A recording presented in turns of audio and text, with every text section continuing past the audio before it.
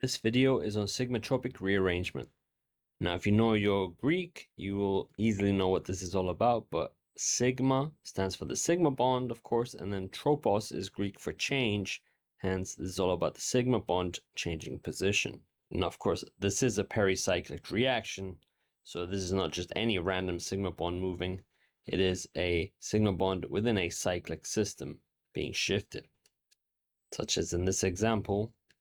The blue bond is a sigma bond that is going to break, and it forms this new red bond. In this case, we have two carbon chains of 3 carbon length, so therefore we would refer to this as a 3-3 sigmatropic rearrangement. Of course, having to specify that it is a 3-3 sigmatropic rearrangement implies that there probably is an alternative. So for example, here's a 1-5 sigmatropic rearrangement.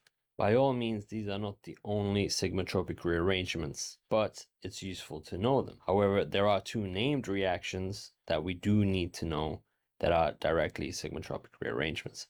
The first one is the Cope rearrangement. The Cope rearrangement is a 3-3 sigmatropic rearrangement where specifically all the atoms involved are carbons. And the driving force here is that we're going from a di-monosubstituted diene to a di-substituted alkene and a monosubstituted alkene. Of course, this is the specific example.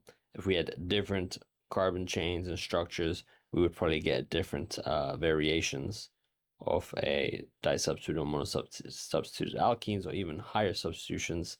But of course, the higher the substitution, the more stable and more likely the product is. Regardless, the side with the more substituted alkenes is going to be the more favored product. The other named reaction is the Claisen rearrangement. In a Claisen rearrangement, we will have an oxygen that has both a vinyl and an allylic alkene bonded to it. And with cyclization, we end up with this ketone instead.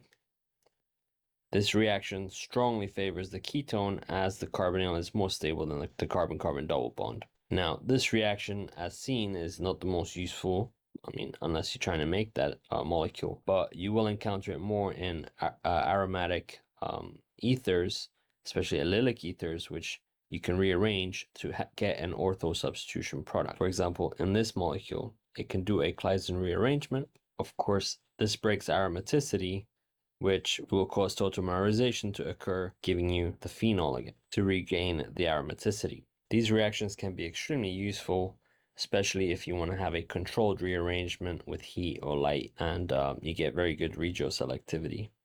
But anyway, let's do some practice problems, see what you can figure out. Here are some practice problems.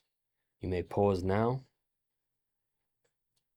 As you can see, for the second one at least, that's probably not the higher yield product, and it will be an equilibrium, and the starting material will be a favored product.